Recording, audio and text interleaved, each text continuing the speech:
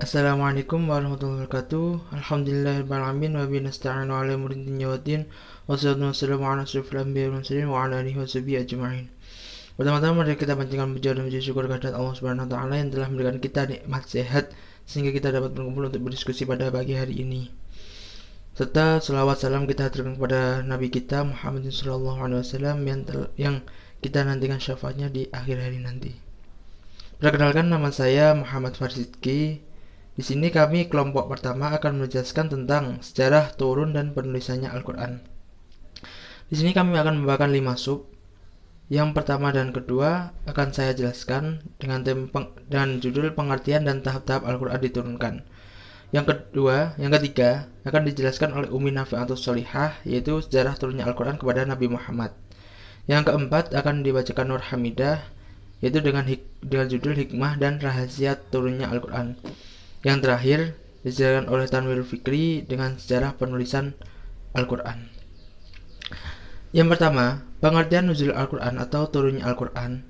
Menurut para ulama, nuzul Al-Quran itu secara hakiki tidak cocok untuk Al-Quran. Kenapa? Karena sebagai kalam Allah yang berada pada zatnya, kalau menggunakan ungkapan diturunkan, maka menghendaki adanya materi atau kalimat atau lafal atau tulisan huruf yang real yang harus diturunkan. Kenapa? Kalam Allah itu bukan berupa tulisan atau suara. Karena itu kita harus menggunakan arti majazi, yaitu menetapkan atau memantapkan atau memberitahukan, menyampaikan Al-Quran. Baik disampaikan Al-Quran itu ke Lauhul Mahfuz atau ke Baitul Izza di langit dunia maupun kepada Nabi Muhammad SAW. Yang kedua, tahap-tahap Al-Quran diturunkan. Yang dimaksud dengan tahap-tahap Al-Quran diturunkan ialah tertib dari fase-fase disampaikannya kitab suci Al-Quran, mulai dari sisi Allah langsung kepada Nabi Muhammad SAW. Kitab suci ini tidak seperti kitab-kitab suci lainnya, sebab kitab suci ini diturunkan secara bertahap sehingga betul-betul menunjukkan kemujizatannya. Kalau yang lain, kitab-kitab yang lain itu diturunkannya langsung, tidak bertahap, tidak sama seperti dengan Al-Quran. Nah, Allah SWT memberikan penghormatan kepada Al-Quran dengan membuat turunnya 3 tahap. Nah, jadi ada 3 tahap penurunan Al-Quran. Yang pertama yaitu di Lauh Mahfuz, sebagaimana dengan firman Allah, A'udzubillahi minasyaitonirrajim, bal huwa Qur'anun mujidun fi lauhil mahfuz. Artinya, bahkan yang didustakan itu ialah Al-Quran yang mulia yang tersimpan di Lauhul Mahfuz. Jadi, yang pertama, Al-Quran itu diturunkan di Lauhul Mahfuz. Wujudnya Al-Quran di Lauhul Mahfuz adalah dalam suatu cara dan tempat yang tidak bisa diketahui kecuali Allah itu sendiri. Dalam Lauhul Mahfuz, Al-Quran berupa kumpulan lengkap, tidak terpisah-pisah. Jadi, pada saat di Lauhul Mahfuz itu belum terpisah-pisah. Tahap yang kedua itu adalah di Baitul Izza, yaitu tempat mulia yang berada di langit pertama atau langit yang terdekat dengan bumi. Yang itu berdasarkan firman Allah, A'udzubillahi minasyaitonirrajim, inna anzalnahu fi lailatul mubarakatin. Yang artinya sesungguhnya kami menurunkan Al-Quran pada suatu malam yang diberkahi. QS Ad-Dukhan ayat 3. Ayat tersebut menunjukkan turunnya Al-Quran. Tahap kedua ini dengan cara sekaligus turun seluruh isi Al-Quran dari Lauhul Mahfuz ke Baitul Izza. Jadi dari Lauhul Mahfuz ke Baitul Izza sebelum disampaikan kepada Nabi Muhammad. Tahap yang ketiga atau tahap yang terakhir, Al-Quran turun dari Baitul Izza atau langit dunia langsung kepada Nabi Muhammad SAW. Artinya Al-Quran disampaikan langsung kepada Nabi Muhammad, baik melalui perantara malaikat Jibril atau secara langsung ke dalam hati sanubari Nabi Muhammad SAW. Nah, dalilnya yaitu adalah A'udzubillahi minasyaitonirrajim wa laqad anzalnahu ilaika ayatu bayyinatin, yaitu sungguhnya kami telah menurunkan kepadamu ayat-ayat yang jelas. QS Al-Baqarah ayat 99. Atau nazzalahu ruhul amin ala qalbika litakuna minal munzirin, yang artinya Al-Quran dibawa turun oleh Ar-Ruhul Al-Amin atau Malaikat Jibril ke dalam hatimu Muhammad agar kamu menjadi salah satu di antara orang-orang yang memberi peringatan. Jadi dari Baitul Izza akan disampaikan kepada Nabi Muhammad secara berangsur, tapi disampaikan oleh Malaikat Jibril langsung kepada Nabi Muhammad atau langsung kepada Nabi Muhammad ke dalam hatinya. Yang sub ketiga akan dijelaskan oleh Ummi Nafi'atus Sholihah. Assalamualaikum warahmatullahi wabarakatuh.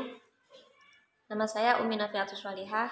Saya dari kelompok 1 akan menjelaskan sejarah turunnya Al-Quran kepada Nabi Muhammad SAW. Al-Quran sebagai wahyu Allah yang diturunkan kepada Nabi Muhammad SAW dengan perantara Malaikat Jibril. Menurut penyelidikan ahli sejarah, turunnya Al-Quranul Karim itu secara bertahap, ditandai dengan terjadinya peristiwa yang dialami Nabi ketika beliau sedang bertahanus di Gua Hira. Waktu itu Malaikat Jibril mendatanginya dan menyekap beliau ke dadanya, lalu melepaskannya dan melakukan yang demikian itu berulang 3 kali. Mendekap, melepas sambil mengatakan Iqra Muhammad pada setiap kalinya. Dan Rasul pun menjawabnya, Man ana biqari, saya tidak bisa membaca. Pada dekapan ketiga, Malaikat Jibril membacakan kepada Nabi ayat Al-Alaq ayat 1-5. Peristiwa itu terjadi pada hari Senin 17 Ramadan tahun ke-40 dari usia Rasulullah, yaitu 13 tahun sebelum hijrah, bertepatan pada bulan Juli 610 Masehi. Dalam catatan sejarah, peristiwa itu dijadikan sebagai penetapan awal turunnya Al-Quran atau Nuzulul Quran. Ayat yang pertama turun adalah Al-Alaq ayat 1-5. Itu menurut pendapat yang masyhur.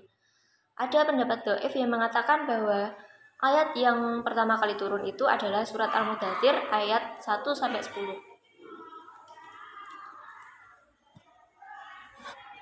Pendapat dhaif itu didasarkan pada hadis Jabir bin Abdullah Al-Ansori yang diriwayatkan oleh Bukhari dari jalan Yahya bin Katsir dari Abu Salamah. Dia berkata, ayat Al-Quran yang pertama kali turun adalah Al-Mudaththir. Sehubungan dengan adanya 2 pendapat yang kontroversial itu, Abu Hasan Ali bin Ahmad Al-Wahidi An-Naisaburi mengadakan analisa yang hasilnya menyatakan bahwa hadis ini tidak bertentangan dengan apa yang diterangkan terdahulunya oleh hadis Aisyah yang berisi tentang cerita turunnya Al-Quran yang pertama, yaitu surat Al-Alaq ayat 1-5. Sedangkan Jabir hanya mendengarkan dari Rasulullah saja tentang kisah yang akhir dan tidak mendengarkan yang dahulunya, sehingga ia menyangka bahwa Quran surat Al-Mudaththir sebagai ayat pertama yang diturunkan. Padahal tidak demikian. Akan tetapi, Quran surat Al-Mudaththir itu adalah ayat yang pertama diturunkan setelah diturunkannya surat Al-Iqra atau Al-Alaq ayat 1-5. Hal itu dikuatkan oleh hadis yang diriwayatkan Jabir sendiri. Dia berkata, aku mendengar sendiri Rasulullah bercerita tentang masa fatrah wahyu. Beliau bersabda, ketika aku berjalan, tiba-tiba aku mendengar suara dari langit. Dan segera aku melihat ke atas. Tiba-tiba malaikat yang pernah mendatangiku di Gua Hira dulu sedang duduk di atas kursi di antara langit dan bumi. Aku merasa takut dan aku segera pulang. Aku berkata, selimutilah aku. Lalu mereka menyelimutiku. Kemudian turunlah surat Ya Ayyuhal Muddaththir itu. Hadis ini menerangkan bahwa wahyu pernah mengalami masa fatrah setelah turunnya ayat Al-Iqra. Dengan demikian, kisah tersebut adalah lebihannya dari kisah turunnya surat Al-Iqra di Gua Hira yang dulu. Sedangkan wahyu yang terakhir yang diterima adalah Al-Maidah ayat 3. Pada saat Nabi sedang melaksanakan Haji Wada 9 Dzulhijjah 10 Hijriah. Mengenai ayat yang terakhir diturunkan ini juga ada perbedaan pendapat antara ulama. Sebagian ada yang berpendapat bahwa ayat terakhir diturunkan ialah Al-Baqarah ayat 281. Pendapat ini merupakan pendapat yang kuat menurut hasil seleksi para ulama yang tokohnya Asyuyuti.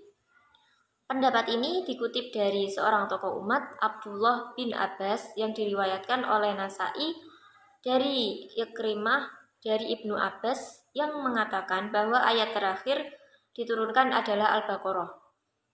Pendapat lain menyatakan bahwa ayat yang terakhir turun adalah Al-Maidah ayat 3. Menurut Aswabuni, pendapat ini merupakan pendapat yang tidak sahih karena diturunkan kepada Nabi pada waktu beliau melakukan haji wada. Dikala itu beliau wukuf di Arafah, yang setelah itu beliau masih sempat sugeng atau hidup selama 81 hari. Dan sebelum beliau wafat, turunlah ayat dari ayat Al-Baqarah tersebut. Jadi menurut pendapat ini, ayat yang terakhir turun adalah Al-Baqarah ayat 281. Yang kedua adalah periodisasi turunnya Al-Quran. Masa turunnya Al-Quran selama kurang lebih 23 tahun dan terbagi dalam dua periode, yaitu pertama adalah periode Mekah.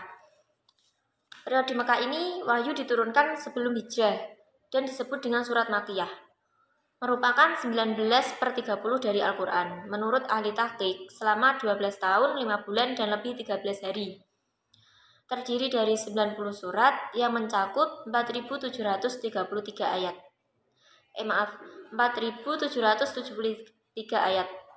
Surat dan ayatnya pendek-pendek dan gaya bahasanya singkat, padat, atau ijaz. Karena sasaran pada periode ini adalah orang-orang Arab asli atau suku Quraisy yang tentunya paham benar akan bahasa Arab. Isi surat ini biasanya berupa ajakan untuk bertauhid yang murni atau ketuhanan yang Maha Esa murni dan tentang pembinaan mental dan akhlak. Periode yang kedua adalah periode Madinah, yaitu ketika wahyu ilahi yang turun sesudah hijrah disebut ayat Madaniyah dan merupakan 11/30 dari ayat Al-Quran dan diturunkan selama 9 tahun, 9 bulan, dan lebih 9 hari yang terdiri dari 24 surah yang meliputi 1463 ayat. Surat dan ayatnya panjang-panjang dan gaya bahasanya panjang lebar dan lebih jelas atau itnab. Karena sasarannya bukan hanya orang-orang Arab asli, melainkan juga orang non-Arab dari berbagai bangsa yang telah mulai masuk Islam dan sudah tentu mereka belum memahami betul bahasa Arab itu. Mengenai isi surat atau ayat Madaniyah pada umumnya berupa norma-norma hukum, pembentukan, dan pembinaan suatu masyarakat atau umat Islam dan negara yang adil dan makmur yang diridhoi Allah. Sekian dari saya, kurang lebihnya mohon maaf. Wassalamualaikum warahmatullahi wabarakatuh. Saya Nurhamida akan menjelaskan tentang hikmah dari turunnya Al-Quran secara berangsur-angsur. Dalam pembahasan Nuzulul Quran, menurut berbagai mazhab telah kita ketahui bahwa Al-Quran turun secara langsung di Baitul Izzah pada bulan Ramadan. Setelah itu, Al-Quran turun secara berangsur-angsur. Al-Quran Al-Karim diturunkan kepada Nabi Muhammad SAW secara bertahap dalam kurang lebih 23 tahun. Dan Rasulullah SAW menjalani mayoritas masa tersebut di kota Mekah. Dalam firman Allah, dan Al-Quran itu telah kami turunkan dengan berangsur-angsur agar kamu membacakannya perlahan-lahan kepada manusia, dan kami menurunkannya kepada bagian demi bagian. Quran Surat Al-Isra ayat 106. Adapun hikmah dari turunnya Al-Quran secara bertahap, yakni pertama, meneguhkan hati Rasulullah SAW dan para sahabat, yang artinya pada saat itu dakwah Rasulullah pada era Makkiyah penuh dengan tribulasi berupa celaan, cemooh, siksaan, dan bahkan upaya pembunuhan. Wahyu yang turun secara bertahap dari waktu ke waktu ini menguatkan hati Rasulullah SAW dalam menapaki jalan yang sulit dan terjal itu. Sedangkan di era Madinah, hikmah ini juga terus berlangsung. Ketika hendak menghadapi perang atau kesulitan, Al-Quran diturunkan untuk menguatkan Rasulullah SAW dan kaum muslimin pada generasi pertama.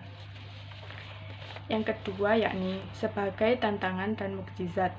Orang-orang musyrik yang berada dalam kesesatan tidak henti-hentinya berupaya untuk melemahkan kaum muslimin. Mereka sering menanyakan atau mengajukan pertanyaan-pertanyaan yang aneh. Pada saat itulah kaum muslimin ditolong Allah dengan jawaban langsung darinya melalui wahyu yang turun. Selain itu, Al-Quran juga menantang langsung orang kafir untuk membuat sesuatu yang semisal dengan Al-Quran. Yang ketiga, mempermudah dalam menghafal dan memahami Al-Quran. Al-Quran diturunkan secara berangsur-angsur, mempermudah memahami dan mempermudah untuk menghafalkan bagi para muslimin terdahulu pun maupun sekarang. Selain itu juga, ayat itu turun dengan latar belakang persis dengan peristiwa tertentu, menjadikan pemahaman yang cepat dan mudah. Yang keempat, memperkuat keyakinan bahwa Al-Quran itu adalah benar adanya dari Allah. Karena Al-Quran diturunkan secara berangsur-angsur menjadi rangkaian yang sangat cermat, penuh makna indah dan fasih gaya bahasanya, serta ketiadaan pertentangan di dalamnya. Yang kelima yakni turun berangsur-angsur dalam beberapa masa sejalan dan situasi peristiwa dan kejadian-kejadian, sehingga nyatanya turun berangsur-angsur Al-Quran. Demikian penjelasan dari saya, mohon maaf dan terima kasih. Sejarah penulisan Al-Quran. Penulisan atau penghimpunan Al-Quran dibagi menjadi 3 periode. Yang pertama, pada periode Rasulullah. Pada saat itu, Nabi menunjuk 4 sahabat untuk menuliskan wahyu yang diterimanya. 4 sahabat tersebut adalah Muawiyah, Zaid bin Sabit, Ubay bin Ka'ab, dan Khalid bin Walid. Pengurutan penulisan tersebut berdasarkan petunjuk Nabi lewat malaikat Jibril. Penulisan ayat Al-Quran tersebut ditulis di atas batu, tulang, kulit binatang, dan pelepah kurma. Dan penyimpanannya diletakkan di rumah Nabi Muhammad SAW. Sahabat-sahabat yang ditunjuk Nabi tersebut merupakan sahabat yang sangat kuat hafalannya, sehingga terjamin akan kelengkapan dan kemurniannya. Pada periode Khalifah Abu Bakar As-Siddiq. Setelah Nabi wafat, terjadilah pembangkangan untuk membayar zakat dan orang murtad. Gerakan tersebut menimbulkan 70 sahabat hafidz Al-Quran meninggal dunia. Peristiwa tersebut mendorong untuk menjadikan ayat Al-Quran dalam satu mushaf karena khawatir akan hilangnya sebagian ayat Al-Quran. Mushaf karya Zaid bin Sabit ini kemudian disimpan oleh Abu Bakar dan Umar setelah Abu Bakar wafat, dan disimpan oleh Hafsah karena mempertimbangkan bahwa Hafsah adalah istri Rasulullah yang hafidz dan pandai baca Al-Quran. 3. Pada periode Utsman bin Affan. Pada periode ini terjadilah perbedaan Al-Quran yang dikhawatirkan dapat mengganggu persatuan umat Islam. Oleh karena itu, Utsman membuat 4 panitia yang terdiri dari Zaid bin Sabit, Sa'id bin Al-As, Abdullah bin Zubair, dan Abdullah bin Haris bin Hasim. Panitia ini diketuai oleh Zaid bin Sabit yang bertugas untuk menyalin Al-Quran yang disimpan oleh Hafsah, karena sukuf ini dipandang standar. Seorang pemimpin Bani Umayyah pernah menyuruh Hafsah untuk membakar atau memusnahkan sukufnya agar tidak terjadi perbedaan. Namun Hafsah tidak mau, sampai akhirnya Hafsah meninggal dunia dan Marwan atau si pemimpin Bani Umayyah tersebut membakarnya. Maka dari itu sampai sekarang masih terdapat 2 macam naskah, yaitu sukuf Hafsah dan